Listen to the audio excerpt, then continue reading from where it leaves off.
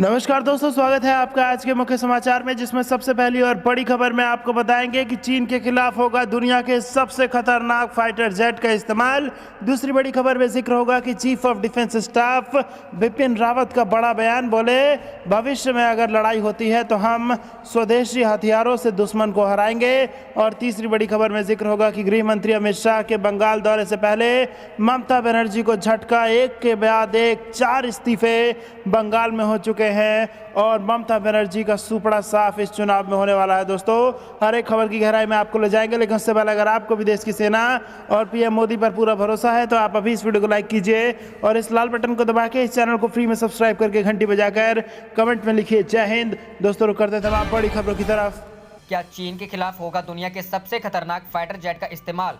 जी हां दोस्तों, पूर्वी लद्दाख में लाइन ऑफ एक्चुअल कंट्रोल पर पिछले 8 माह से भारत और चीन की सेनाएं आमने सामने हैं। इस तनाव के बीच चीन की वायुसेना को खतरे में डालने वाला हथियार दुनिया में लॉन्च होने को तैयार है। यह हथियार चीन के दुश्मन और भारत के अजीज दोस्त जापान के पास है। दरअसल जापान एक ऐसा फाइटर जेट तैयार किया है जिससे चीन की एयरफोर्स के लिए सबसे बड़ा खतरा करार दिया जा रहा है। इस फाइटर जेट को जापान का 6ठी पीढ़ी का जेट बताया जा रहा है। इसे जापान की कंपनी मित्सुबिशी ने तैयार किया है। जेट माइक्रोवेव वेपन्स से लैस है और यही बात इसे और खास बनाती है। लॉकहीड मार्टिन के साथ मिलकर किया तैयार जापान के इस जेट को FX फाइटर जेट नाम दिया गया है और इसे अमेरिका की कंपनी लॉकहीड मार्टिन के साथ मिलकर तैयार किया गया है। जापान की मीडिया के मुताबिक पूरी तरह माइक्रोवेव वेपन्स जैसी टेक्नोलॉजी से लैस है। अमेरिकी company Lockheed Martin fighter jet बनाने वाली दुनिया की एक अग्रणी कंपनी है। जापान के जेट को F3 नाम भी दिया गया है। इसे अमेरिकी वायुसेना के पास मौजूद F-16 फाइटिंग फॉल्कन से भी ज्यादा खतरनाक करार दिया जा रहा है। जापान साल 2030 से 40 के बीच लड़ाकू विमानों की अगली पीढ़ी को लॉन्च करने की तैयारी में है। ये फाइटर जेट्स 1990 के दशक में आए जेट्स की जगह लेंगे। जापान के इस फाइटर जेट को दुनिया के खतरनाक जेट में गिना जा रहा है। इसमें कई ऐसी टेक्नोलॉजी प्रयोग की गई है जिनके बारे में किसी ने नहीं सुना होगा। रडार सिस्टम सबसे खतरनाक। फोर्ब्स मैगजीन के मुताबिक FX फाइटर जेट में रिमोट ड्रोन कंट्रोल की क्षमताएं मौजूद है। इसके अलावा एक रडार के साथ वर्चुअल रियलिटी स्टाइल हेलमेट की वजह से इसे माइक्रोवेव वेपन में भी बदला जा सकता है। फोर्ब्स मैगजीन के मुताबिक माइक्रोवेव वेपन की वजह से पायलट उस समय दुश्मन को जवाब दे सकता है जब उस पर कोई हमला होगा। सिर्फ इतना ही नहीं, पायलट के रास्ते आने वाली कोई भी मिसाइल कुछ ही सेकंड्स में ध्वस्त हो सकती है। रडार का डिटेक्शन सिस्टम रेडियो तरंगों पर रेंज, मोड, किसी ऑब्जेक्ट की गति और यहां तक दुश्मन इलेक्ट्रॉनिक्स तक को तबाह कर सकते हैं। साथ ही लोगों या फिर जानवरों को घायल करने या उन्हें खत्म करने की भी ताकत इसके पास है। रडार्स इन जेट्स का सबसे प्रभावी हथियार होने वाला है, तो वही microwave weapons directed energy weapons के तहत आता है। इस सिस्टम को इस जेट का दिल बताया जा रहा है। डायरेक्ट एनर्जी वेपन्स उच्च क्षमता की ऊर्जा जिसमें लेंसर, माइक्रोवेव्स और टारगेट को नुकसान पहुंचाने के लिए किरणों के अंश का प्रयोग करता है।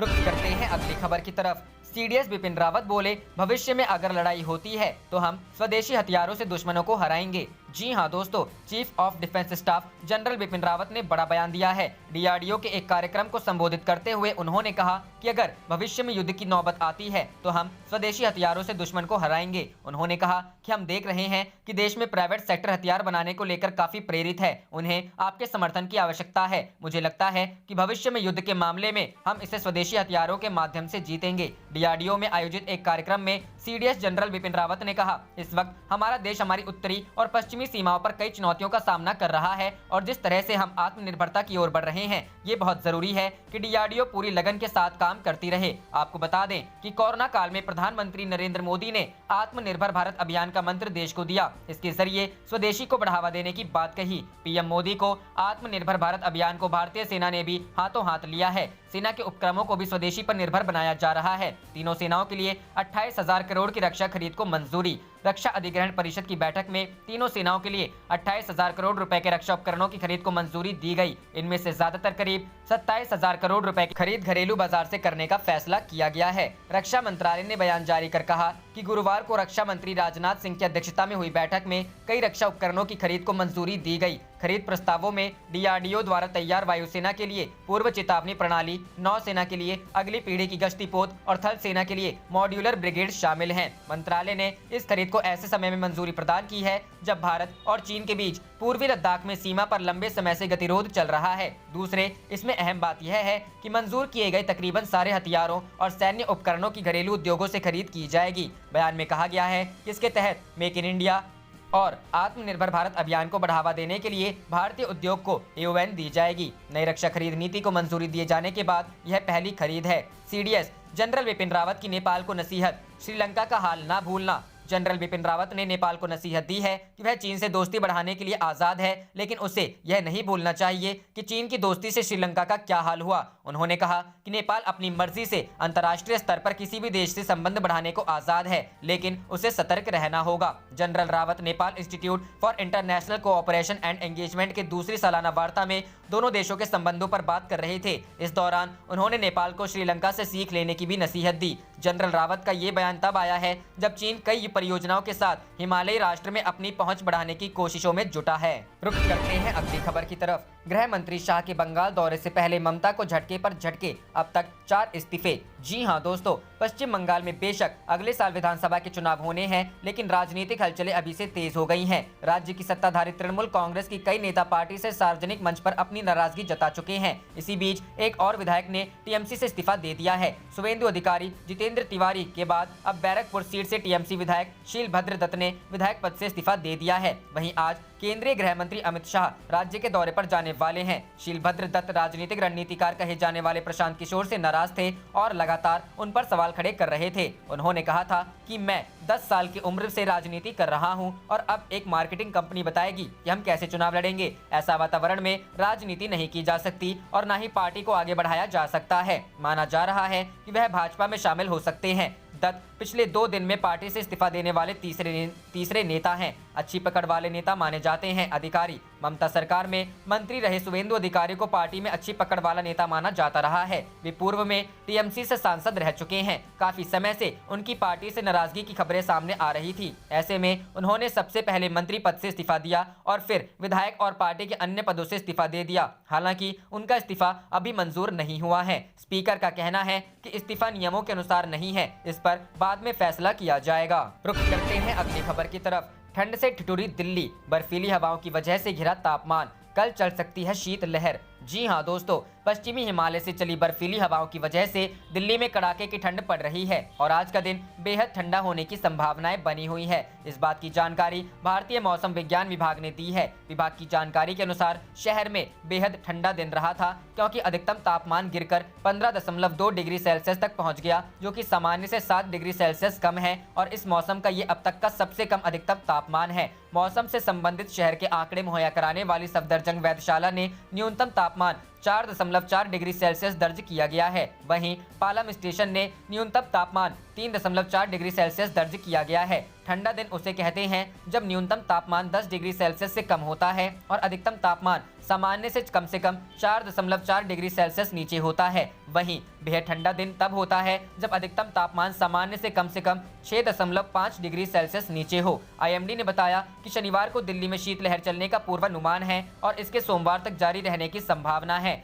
IMD मैदानी इलाकों के लिए शीतलहर की घोषणा तब करता है जब न्यूनतम तापमान लगातार 2 दिन तक 10 डिग्री सेल्सियस या इससे नीचे हो और सामान्य से 4.5 डिग्री सेल्सियस कम हो। अधिकारियों ने बताया कि दिल्ली जैसे छोटे इलाकों के लिए शीतलहर की घोषणा तब भी की जा सकती है जब उक्त स्थितियां एक दिन के लिए भी बन जाए। रुख करते हैं अगली खबर की तरफ। 27 दिसंबर को PM मोदी करेंगे मन की बात, लोगों से मांगे इन सवालों के जवाब। जी हां दोस्तों, प्रधानमंत्री नरेंद्र मोदी आने वाले 27 दिसंबर को इस साल की आखिरी मन की बात के जरिए देशवासियों को संबोधित करेंगे। PM ने इस कार्यक्रम से पहले ट्वीट कर लोगों से जानना चाहा है कि क्या लगता है आने वाला साल कैसा जाएगा। उन्होंने पूछा कि आप साल 2021 में सबसे अधिक क्या देखते हैं। अपने जवाब को MyGov, नमो ऐप या 1800117800 पर भेज सकते हैं। इससे पहले प्रधानमंत्री नरेंद्र मोदी ने बीते 29 नवंबर को सुबह 11 बजे मन की बात कार्यक्रम के जरिए देशवासियों को संबोधित किया। यह PM के मासिक रेडियो कार्यक्रम की 71वीं कड़ी थी। इसे दूरदर्शन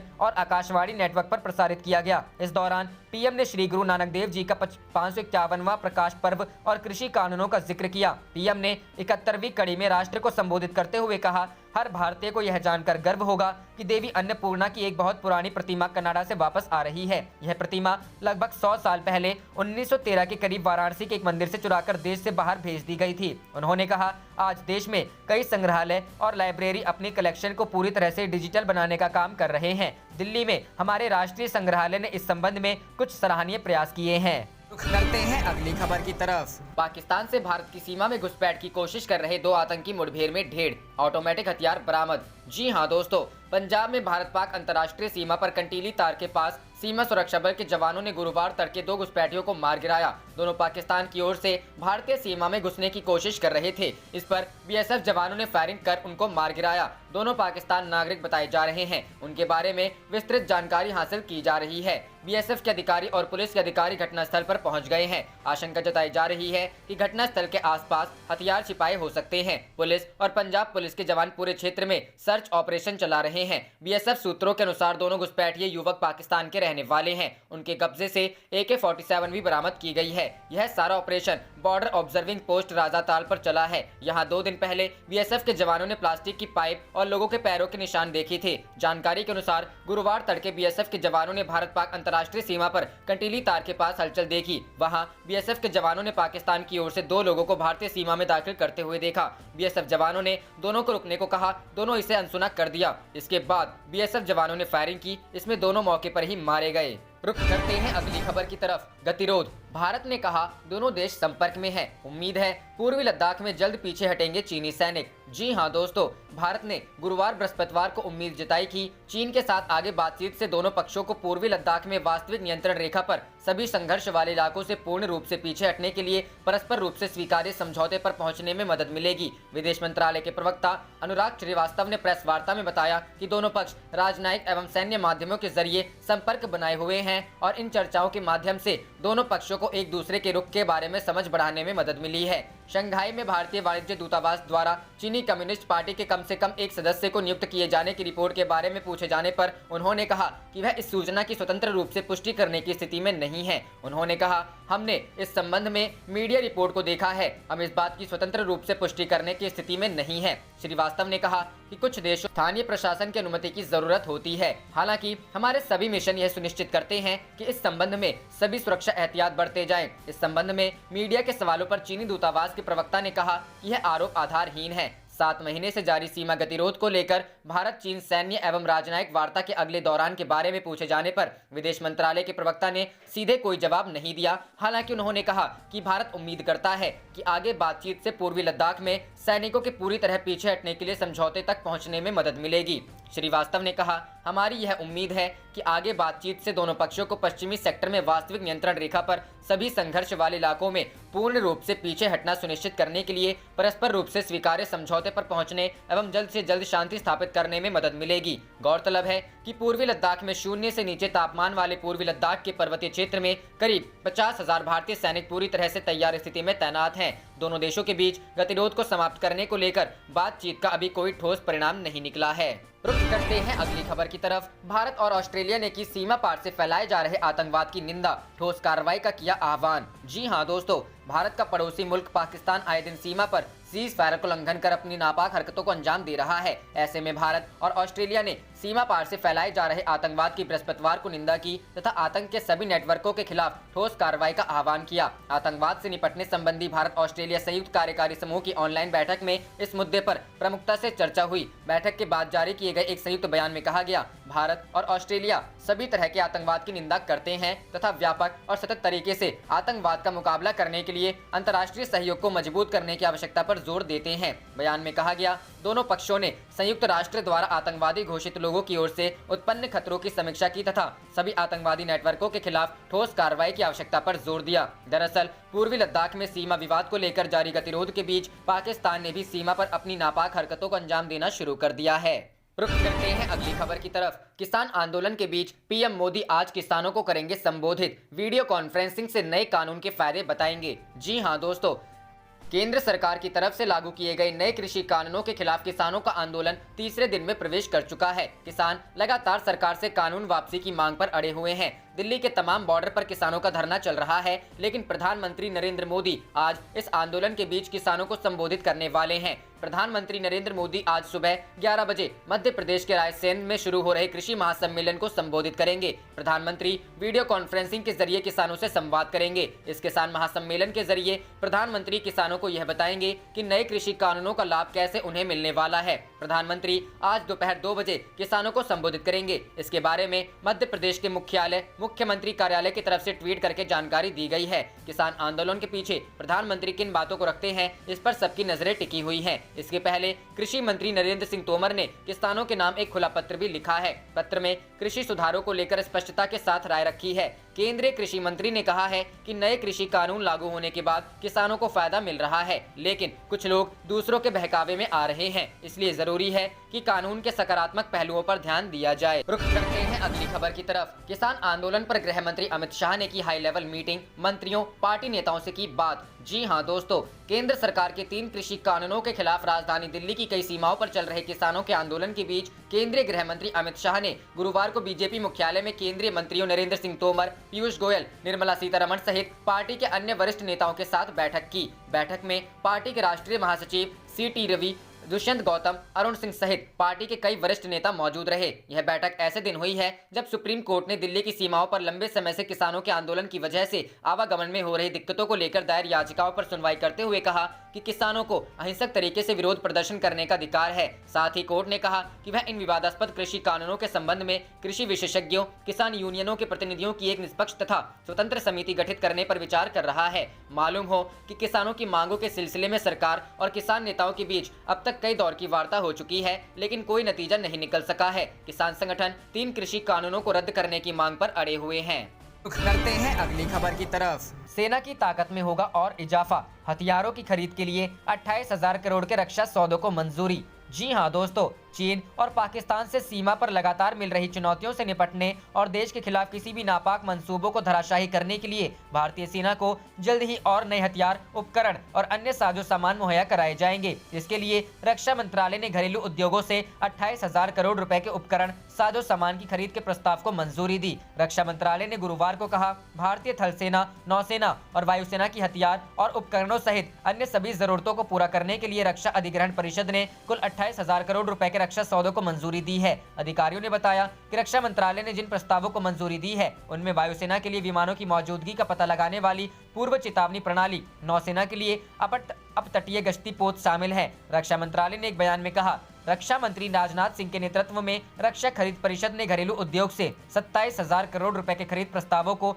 मंजूरी दी है। अधिकारियों ने बताया कि रक्षा मंत्रालय की खरीद पर निर्णय लेने वाली सर्वोच्च इकाई DSC ने खरीद के कुल 7 प्रस्तावों को मंजूरी दी। मंत्रालय ने कहा, 28,000 करोड़ रुपए के 7 प्रस्तावों में से 6 प्रस्ताव 27,000 करोड़ रुपए के हैं। इसके तहत मेक इन इंडिया और आत्मनिर्भर भारत अभियान को बढ़ावा देने भारतीय उद्योग को AON दी जाएगी। खरीद प्रस्तावों में DRDO द्वारा तैयार वायुसेना के लिए पूर्व चेतावनी प्रणाली, नौसेना के लिए अगली पीढ़ी की गश्ती पोत और थल सेना के लिए मॉड्यूलर ब्रिगेड शामिल है। इस रक्षा खरीद को ऐसे समय में मंजूरी दी गई है जबकि लद्दाख के पास वास्तविक नियंत्रण रेखा को लेकर भारत और चीन के बीच काफी लंबे समय से गतिरोध जारी है। कई दौर की सैन्य और राजनीतिक वार्ता के बाद भी अब तक तनाव कम नहीं हो सका है। हालात ऐसे हैं कि सीमा के दोनों तरफ भारत और चीन की सेना काफी संख्या में जमा है। वहीं नियंत्रण रेखा पर पाकिस्तान की तरफ से भी लगातार संघर्ष विराम का उल्लंघन जारी है। इतना ही नहीं, समय समय पर भारी संख्या आतंकियों की घुसपैठ भी सीमा पार से होती रहती है। हालांकि सीमा पर तैनात हमारे जवान उनके मंसूबों को कामयाब नहीं होने देते। रुख करते हैं अगली खबर की तरफ। पहाड़ों में छिपे दुश्मन को भी लंबी दूरी से मारेगा राफेल विमान, अब और हाईटेक हुआ भारत का बाहुबली। जी हां दोस्तों, पूर्व और पश्चिमी दोनों ही मोर्चों पर दुश्मनों से घिरे रहने की स्थिति में भारत के लिए एक अच्छी खबर है। फ्रांस से खरीदे गए राफेल लड़ाकू विमान में लगी लंबी दूरी की हवा से जमीन पर मार करने वाली मिसाइल स्काल्प के सॉफ्टवेयर को अपग्रेड किया गया है। इस अपग्रेड के जरिए अब यह मिसाइल समुद्र तल से 4,000 किलोमीटर ऊपर तक के लक्ष्य को मार गिरा सकती है। आसान शब्दों में समझें तो अब भारतीय वायुसेना का राफेल विमान 4,000 मीटर ऊंचे पहाड़ों और ऊंचाई पर स्थित लक्ष्य को निशाना बना सकता है, जबकि पहले यह 2,000 मीटर की ऊंचाई वाले लक्ष्य भेद सकता था। सॉफ्टवेयर में यह बदलाव भारतीय वायुसेना के शीर्ष अधिकारियों से विचार विमर्श के बाद मिसाइल को बनाने वाली कंपनी MBDA ने किया है। स्कैल्प मिसाइल 300 किलोमीटर तक मार कर सकती है। राफेल लड़ाकू विमानों की अगली खेप अगले साल गणतंत्र दिवस के बाद आ सकती है। इस बीच यह योजना बनाई जा रही है कि एयरबेस 330 मल्टी रोल ट्रांसपोर्ट टैंकरों का उपयोग करके भारत के करीबी सहयोगी UAE की वायुसेना द्वारा विमान में हवा के बीच फिर से ईंधन भरा जाएगा। ये अंबाला एयरबेस पहुंचेंगे। अब तक फ्रांस में वायुसेना के पायलटों को प्रशिक्षित करने के लिए 7 राफेल विमानों का उपयोग किया जा रहा है। साल 2021 के आखिर तक भारत में राफेल की पूरी खेप पहुंच जाएगी, जिसके तहत हमें 36 राफेल विमान मिलेंगे। राफेल का एक स्क्वाड्रन अंबाला में रहेगा और एक हसीम माड़ा एयरबेस पर। राफेल में 3 तरह की मिसाइलें होंगी। पहली हवा से हवा में मार करने वाली मीटियोर मिसाइल, दूसरी हवा से जमीन में मार करने वाला स्कैल्प मिसाइल और तीसरी है हैमर मिसाइल। रुक करते हैं अगली खबर की तरफ। ममता की मुश्किलें और बढ़ी, बीजेपी ने उतारी अमित शाह समेत कई बड़े नेताओं की फौज, युद्ध स्तर पर हो रही तैयारी। जी हां दोस्तों, अगले साल होने वाले पश्चिम बंगाल विधानसभा चुनाव से पहले मुख्यमंत्री ममता बनर्जी की मुश्किलें कम होने का नाम नहीं ले रही हैं। बीजेपी ने अपने अभियान में युद्ध स्तर पर तेजी लाते हुए केंद्रीय मंत्रियों, एक उप मुख्यमंत्री और कई केंद्रीय नेताओं को विभिन्न मोर्चों पर तैनात किया है और उन्हें 6 से 7 संसदीय क्षेत्रों की जिम्मेदारी सौंपी है। आप देख रहे थे आपका अपना चैनल जय हिंद जय भारत।